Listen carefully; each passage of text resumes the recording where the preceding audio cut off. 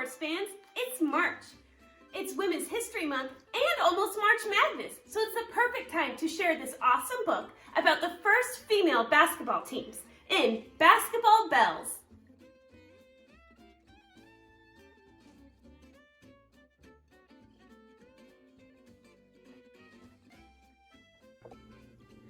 Basketball Bells, how 2 teams and 1 scrappy player put women's hoops on the map.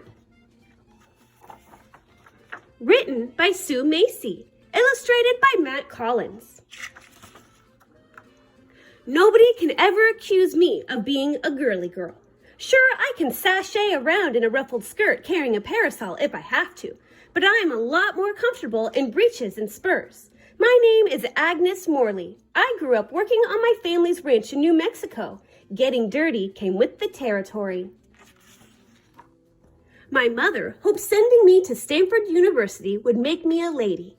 What would she say if she saw me now hurrying through the streets of San Francisco to play basketball? I'm sure she'd prefer that I was going to tea on the arm of a handsome gentleman. Not today. In fact, there will be no gentleman at the game. Our opponents from Berkeley don't feel it's proper for women to perspire in front of men. I think that's silly. At Stanford, we play our games outdoors where anyone can see. Some people feel women shouldn't play basketball at all. The game, of course, was designed for men. Then Senda Bernson, a teacher at Smith's College in Massachusetts, adapted the rules to make it less rough for women.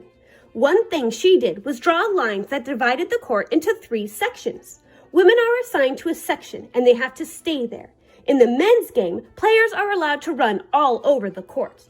I don't think anyone knows what to expect today. After all, this will be the first basketball game ever played between 2 women's college teams.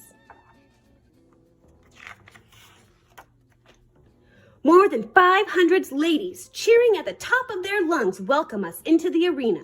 Actually, their behavior is anything but ladylike. The last time I heard such a roar, I was caught in a cattle stampede.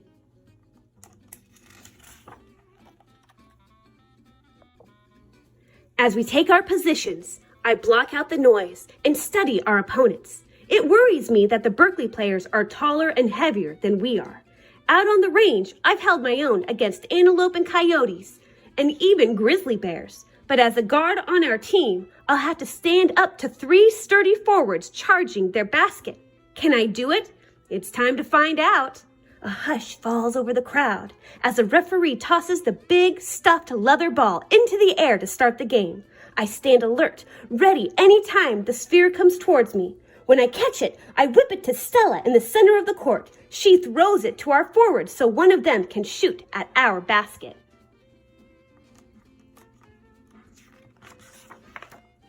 Sometimes, though, my opponents are too quick. Over and over, I find myself pushed onto the hard ground in a scramble for the ball. My opponents and teammates dive on top of me, and I'm crushed under their weight. If women's basketball is a tamer version of the men's game, I'd hate to see how men play. Most of the action in the first half is across the court, near our team's basket. Midway through the half, Stella throws the ball to Maddie, one of our forwards. She takes a long shot.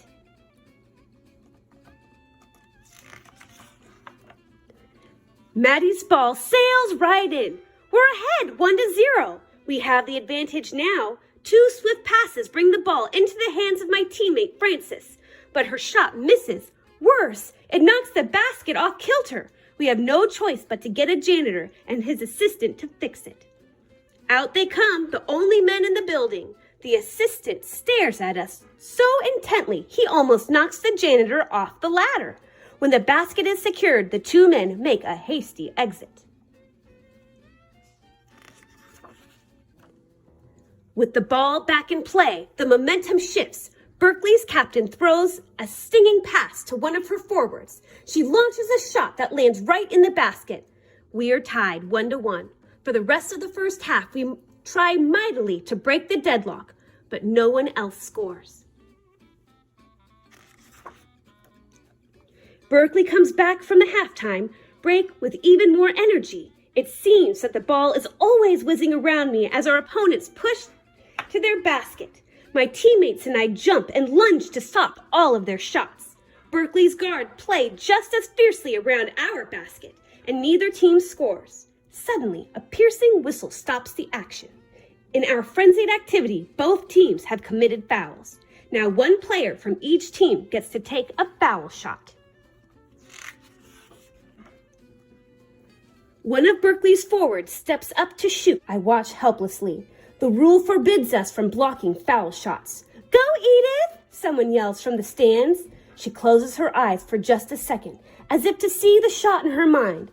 Then she heaves the ball. It sails through the air and misses. Frances steps up for our team. The arena is so quiet, I can hear the wind rustling the American flag outside. Frances turns the ball around in her hands before launching it with terrific force. It flies towards the basket and drops right in. We're ahead 2-1. Our fans cheer wildly. The Berkeley faithful shout for their team to pull even. We struggle to keep them off balance, determined that Stanford will win the battle this day. Finally, time runs out. Victory is ours! We laugh and hug one another, besides ourselves with joy. We even give a cheer for the other team, and they for us. What a sight we all are! Our hair is messy, our bloomers are torn, our faces are streaked with sweat. This might not be what my mother had in mind when she sent me to Stanford to become a lady, but I think that a lady can be tough and strong, as well as refined and polite. She can even play basketball. Author's note: Agnes Morley really did play guard for Stanford University in that historic basketball game on April 4th, 1896. Almost every account of the 40-minute game praises the power and accuracy of her passes. The San Francisco Chronicle said, "Miss Morley of Stanford did some admirable work in the second half with a long, fine, straight throw, clean from the shoulder as though a man and not a girl were flinging the spear." According to the San Francisco Examiner, Agnes also was a player who recounted the highlights of the game for her classmates when the team returned to Stanford. The game had been played at the Page Street Armory in San Francisco, a neutral site between Berkeley and Stanford. That, as well as her intriguing personal background, made her the perfect player to focus on in this story. All of the details about Agnes's childhood in New Mexico are true. After graduating from Stanford in 1899 with a degree in economics, she went on to become a successful writer and a mother of 4 children. In 1941, at age 67, Agnes published an award-winning memoir titled No Life for a Lady. This book, which looks back on her life growing up in New Mexico, was called The Richest Chronicle of Western Life from a Woman's Point of View by the New York Times. Agnes lived much of her adult life away from New Mexico, but she returned there after the death of her husband in 1944. She died at the ranch in 1958 at age 83. Agnes is not the only player from the 1896 basketball game who went on to achieve great things.